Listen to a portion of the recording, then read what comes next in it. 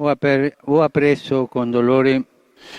Dear brothers and sisters, I learned with sorrow the news of the capsizing of a boat that occurred in recent days in the waters of the Mediterranean Sea off the coast of Libya, where dozens of migrants, including women and children, lost their lives. I renew my appeal to the international community to act promptly and decisively to avoid the repetition of similar tragedies and to guarantee the safety and dignity of all. I invite you to pray with me for the victims and their families. And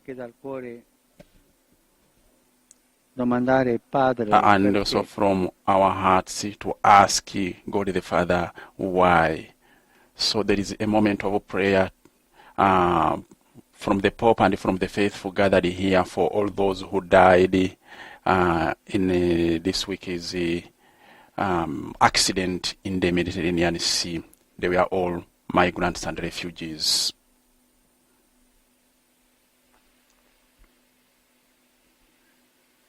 The Holy Father seems to be very much touched by what happened. I want to begin this hour off the coast of Libya, where a deadly shipwreck is being called the worst tragedy in the Mediterranean this year. Rights groups say more than 100 migrants were killed, but even the survivors are thought to be in danger as they will likely be sent to crowded detention centres. Many of those centres lie perilously close to the intense fighting in Libya and have already been targeted to disastrous effect. Our Jumana Karachi is following this story and joins us now.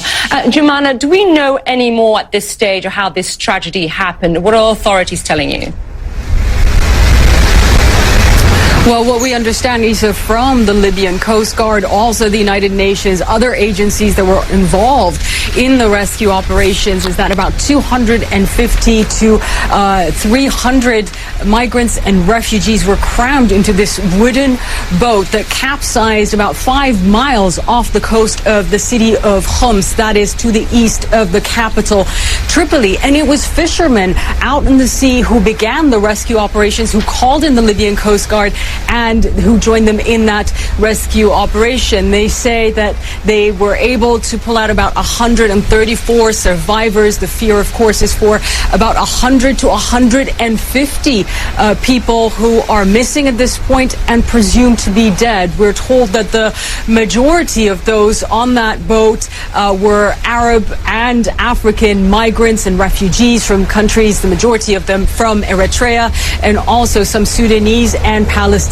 many women and children. Take a listen to some of the details of this ordeal in the words of one of the survivors. There were 300 of us in the boat, and then water came in. 100 people were rescued, but the rest all died. The women, children, and girls all died. Glory to God, we started swimming for almost 7 hours, and then we were rescued by fishermen, almost 100 people. We have been here for 2 days, and no one has come to take us. There has been a dead body here with us for the past 2 days. Glory to God, it is like we were fighting death in the sea, and now we are fighting death on the ground.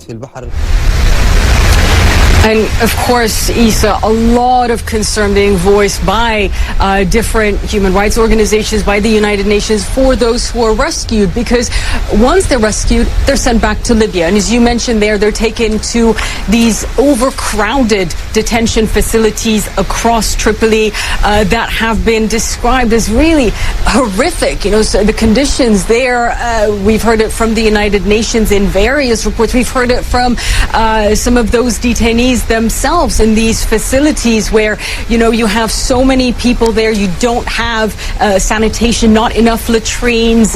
They are badly treated by a lot of these militias who are running these facilities. And as we saw just earlier this month, they are in Tripoli. This is a battle zone, and a lot of these centers are close to front lines. And earlier this month, Isa, we reported on more than 50 migrants who were killed in an airstrike that hit one of those facilities. Yeah, so powerful, that account from that migrant basically saying we're fighting death on the sea and now we're fighting death on the ground. Really gives you some perspective of what they're facing there. Jomana Karache, thank you very much.